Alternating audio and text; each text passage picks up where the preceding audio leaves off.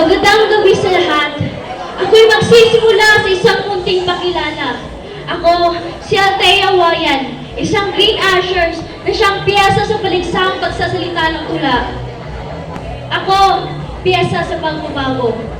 Nagmula sa pagkasira, magtatapos na may pagbabago. Pag-aral, ang susi sa lahat, di lang ako, kundi ikaw, siya, tayong lahat, para makamit ang ating panibagong yugto. Bigumang sa ngayon, piyesa ko ay patuloy na lumalaban. Laban na siyang nakakatulong, laban na siyang nakakaahon, laban para sa pagbabago.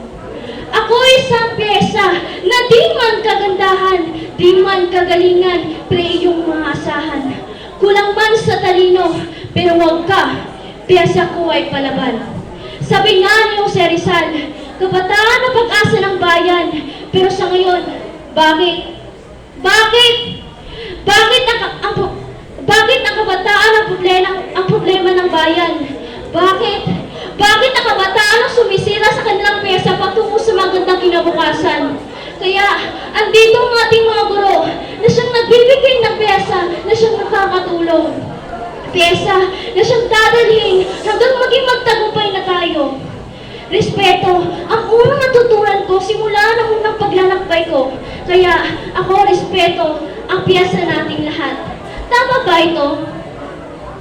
Mali ba ito? O nagdidesisyon tayo kahit bawal ito? Piyesa ko, minsan may nagkawatak-watak. Ngunit, payo ng lahat ang naging susi, palibalik ang dating pinagmulan na kumpleto ang lahat.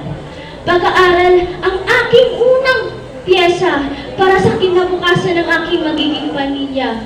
Kaya, pag-aaral ng mabuti kasi kailan may di napagod ang nagpapaaral sa akin. Si Papa, laging puyat sa gabi. Si Mama, laging pagod. Kaya, sila ang naging lakas. Kaya nabuo ang piyesa para sa aking pagbabago. Pagpapaaral sa kanilang mga anak ay isang saludo para sa akin. Minsan may nakita ang mga batang nasa lansangan at nasabing, ang swerte ko, andyan si Mama at Papa. Kaya ako ay napaisip na kailan may di napagod na nagpapaaral, kaya kailan may di mapapagod. Nasukliin ang pawis sa tugo na ibinuhos ng aking mga magulang.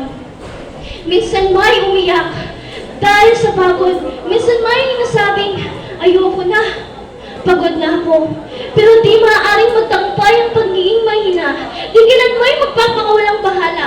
Dahil may naghihintay na siyang aayusin ko at bubuuin ko dahil ako ang piyesa sa pagbabago. Sinimulan ko na may suporta sa pamilya, sa tropa, sa mahal sa buhay. At tatapusin na may limiti sa kanila. Nagtagumpay na meron sila, matatalo na meron sila. Kaya tayo, huwag tayong mawala ng pag-asa dahil merong nagsumusuporta at merong andyan na laging gumagabay sa atin. Nasira man ang piyesa noon, pero babalik ng mas bago ngayon kasi ako ang piyesa sa pagbabago. Ayun!